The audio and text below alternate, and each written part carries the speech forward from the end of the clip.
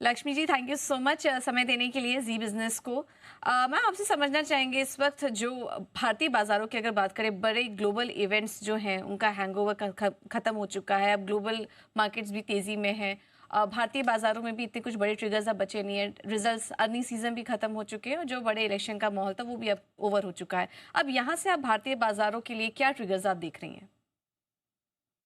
हाय, good morning पूजा। तो दो तीन चीजें हैं यहाँ पर। आपने जैसी जैसी चीजें बताई, जो ग्लोबल माहौल है वो हल्का सा जो खुलासा हो चुका है, जो हम चुनाव के तहत हो या फिर वहां पे रेट एक्शन के तहत हो, जो काफी सारा जो खुलासा होना काफी हद तक हो चुका है। एक और चीज, अगर वहां से अगर हम ड्रॉ डाउन पैरेलल करें भारत की तरफ, यहाँ पर भी जो हम देख रहे हैं काफी जो मैक्रो चीजें जो उलझी हुई लग रही थी वो हल्की हल्की सी सुलझ रही है। बरसात का मौसम ठीक रहा है तो खरीफ की उत्पाद भी ठीक रही है। तो वो भी एक जो महंगाई है के आंकड़े हैं, जो इन्फ्लेशन के आंकड़े हैं, उनमें थोड़ी नमी दिखाई देगी। और जो कच्चे तेल के दाम है वो भी, हमारा ये अनुमान है, वो थोड़ा इस वातावरण में थोड़ा सा मेलो डाउन रहेगा। तो ये सारी चीजों को अगर आप एक बर्री में डाल दो तो हमको लग रहा है कि जो मैक्रो की परिस्थिति है विश्व भर में और हमारे देश में भी सुधर रही है। और अगर यही चलता रहा एक आध दो क्वार्टर तो हमको लगता है बाजार के हिसाब से भी ये काफी अच्छे लक्षण की उम्मीद है। तो हमें लग रहा है कि यहाँ से इंक्रीमेंटली चीजें सुधरती हुई दिख रही है।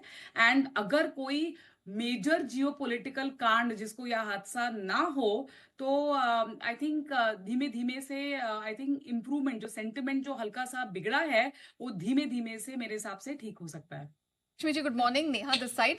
मैं आपसे जानना चाहूंगी, सब तो आपने बताया all is going to be fine and well, लेकिन एफआईआईज ये कब वापसी करेंगे? क्योंकि 38 सेशन तक बिकवाली करने के बाद फाइनली हमने 2 ट्रेडिंग सेशंस में देखा है कुछ खरीदारी कैश स्पेस में आई है, लेकिन वो कॉन्फिडेंस दिख नहीं रहा है। तो अब वो क्या ट्रिगर होगा या वो क्या लेवल होंगे, क्या फैक्टर होगा जिसकी वजह से आप एफआईआईज को वापस हमारे मार्केट में आता देखेंगे?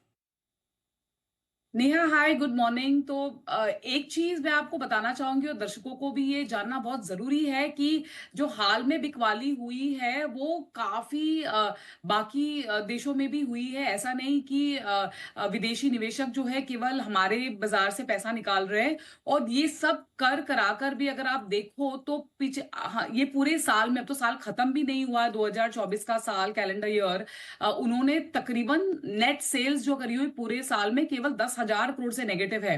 तो ये बहुत ही एक स्ट्रॉन्ग सिग्नल है, एक संदेशा है कि हमने देखा है कि प्राइस पॉइंट जो निफ्टी भी अगर हम देखें तो 10.5-11 टका नीचे आ चुका था और वहां से एक हल्का सा 3.5-4 टका बाउंस बैक मिला है। तो लोग जो है हल्की हल्की खरीदारी करना शुरू कर दिए हैं। और उनको क्या, आज की तारीख में जो डॉलर की मजबूती के तहत जो रुपया में जो नमी दिखाई दी है वो भी वो नजरअंदाज पूरी तरीके से नहीं कर सकते। तो इमीडिएट ट्रिगर्स जो वो देख रहे थे, जैसे स्टेट के चुनाव वगैरह है, वो अब सारे हमारे जो इवेंट रिस्क है वो काफी काफी हद तक हमारे पीछे है। तो जो इंक्रीमेंटली, जैसे मैंने बताया, विदेशी निवेशक भी हल्का हल्का सा खरीदारी करना शुरू करेंगे। दिसंबर का महीना थोड़ा जनरली हॉलीडे सीजन रहेगा, बट आई थिंक ये हम एक्सपेक्ट कर सकते हैं कि Q3 की अर्निंग्स भी इतनी खराब नहीं रहेगी। तो ये अंदाजा लगाया जा सकता है कि आने वाले कुछ क्वार्टर्स में इनकी खरीदारी रिज्यूम हो सकती है। बिल्कुल। तो ये कुछ पॉजिटिव संकेत हैं आने वाले समय में, जिसकी वजह से, क्योंकि जैसा कि लक्ष्मी आपने कहा कि कोई बड़ा कांड ना हो तो फिर भारतीय बाजारों के लिए समय, आने वाला समय जो है वो अच्छा ही दिखाई दे रहा है। तो ऐसे में किन थीम्स पर लक्ष्मी जी, किन इवेंट्स पर फोकस करना चाहिए? कौन कौन से सेक्टर्स, थीम्स आपको अच्छी लग रही है इस वक्त?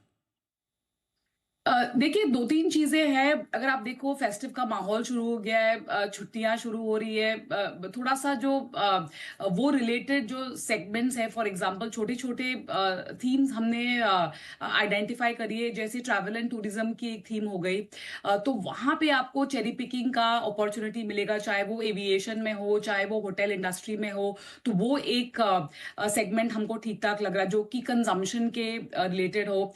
ऑटो सेक्टर में थोड़ी नमी दिखाई दे सकती है, लेकिन उसमें जो सीवी साइकिल है, कमर्शियल व्हीकल का जो साइकिल है, वो हमको ठीक लग रहा है। तो वहां पे थोड़ी बहुत खरीदारी हम देख सकते हैं। रियल एस्टेट वो एक क्षेत्र है जहां पे हमारा जो है रुझान थोड़ा पॉजिटिव है। अगर आप पिछले क्वार्टर में देखो है 35,000 करोड़ का इन्वेंटरी बिका है। अब उससे रिलेटेड जो क्षेत्र है, जो कंस्ट्रक्शन रिलेटेड जो सेगमेंट्स है, वहां पे थोड़ा पिकअप हमको दिखाई दे सकता है। तो ये जो कुछ जिसको हम बोलते हैं B2C या बिजनेस टू कंज्यूमर सेगमेंट, जो कंजम्पशन की थीम है, ये सारे उसी के एक भाग है। तो वहां पे हमको लगता है कि थोड़ा बहुत ठीक ठाक अपॉर्चुनिटीज हो सकता है। इसके अलावा जो बड़े क्षेत्र है वहां पे BFSI में प्राइवेट सेक्टर के अलावा, वो तो हम काफी टाइम शो में भी डिस्कस कर चुके हैं। PSU में थोड़ा हमारा रुझान बढ़ रहा है, तो वो सिलेक्टिवली हम वहां पे चेरी पिक करेंगे। अनसिक्योर्ड जो माइक्रो फाइनेंस वगैरह सेक्टर है BFSI स्पेस में, वो हम थोड़ा अब कॉशियस है अभी भी, और हम वहां पे अभी भी खरीदारी का व्यू नहीं रखते हैं। ओके। लक्ष्मी जी, एक सवाल मैं आपसे निवेशकों के पॉइंट ऑफ व्यू से पूछना चाहूंगी। हमने देखा भले ही मार्केट में लगातार एफआईआईज की बिकवाली रही और 26 सितंबर के बाद हमने देखा कि बड़ा ही प्रेशर असमंजस का माहौल रहा, लेकिन रिकॉर्ड एसआईपीज हमने इनफ्लोज बहुत जबरदस्त आते हुए देखे हैं। तो अब जो हमारे निवेशक हैं उनके लिए क्या पोर्टफोलियो चर्निंग का टाइम आ रहा है? कौन से ऐसी थीम्स हैं जिनसे उन्हें कॉशियस रहने की जरूरत है, और कौन से फंड्स हैं जहां पर फोकस करें? क्या राय बन रही है निवेशकों के लिए?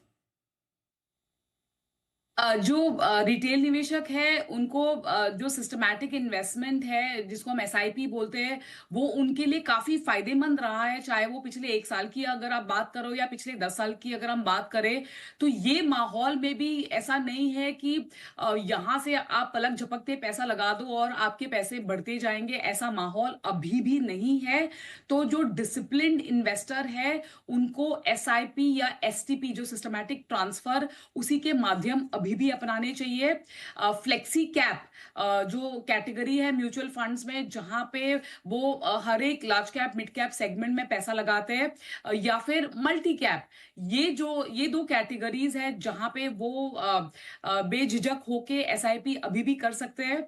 और हमने देखा ही है पिछले कुछ क्वार्टर्स में, पिछले कुछ सालों में, जैसे हम बोलते हैं जो जीता वही सिकंदर, क्लियरली रिटेल निवेशकों ने दिखाया है कि उनकी जो रणनीति है डिसिप्लिन इन्वेस्टमेंट्स की, वो उनके डेफिनेटली फायदे में रहा है। तो हमारी ये राय है कि आप इसको बरकरार रखें और इसमें कोई छेड़छाड़ ना करें। बिल्कुल, और इसी कारण से लगातार जो रिटेल पार्टिसिपेंट्स हैं उनको महाशक्ति का दर्जा यहाँ पर दिया गया है। एक आखिरी सवाल लक्ष्मी जी, सिंस आप गोल्ड को बहुत क्लोजली ट्रैक करती हैं, अब गोल्ड में यहाँ से आउटलुक कैसा बन रहा है? क्योंकि क्या जबरदस्त कमाई करा कर दी गोल्ड ने। अभी भी देखा जाए इतने स्टीप करेक्शन के बाद भी ऑलमोस्ट ईयर टू डेट 30% की रिटर्न्स पर बैठे हैं जितने निवेशक हैं। अब यहाँ से गोल्ड पर क्या व्यू बन रहा है? जी बिल्कुल, अगर यही ऐसा दौर चलता रहा तो लग रहा है कि 2024 का भी स्टूडेंट ऑफ द ईयर का जो मुकुट है वो गोल्ड को ही जाएगा। ऑफ कोर्स सिल्वर भी चढ़ रहा है, बट गोल्ड पे हमारा व्यू अभी भी पॉजिटिव है। ऑब्वियसली हल्की सी नमी दिखाई दी थी बीच बीच में, करेक्शंस भी दिखाई दिए थे। तो वो कंसोलिडेशन फेज में गोल्ड को अब भी ये लेवल्स पे भी खरीदारी हम कर सकते हैं। विश्व भर के सेंट्रल बैंक्स गोल्ड में खरीदारी कर रहे हैं, ना कि केवल रिटेल निवेशक। पर ऑब्वियसली आप उसको टेल एंड के पोर्टफोलियो में रखिएगा, लेकिन गोल्ड में अगले 3 से 5 साल की जो हमारी व्यू है, हर एक एंगल से अगर आप देखो तो अभी भी पॉजिटिव ही है।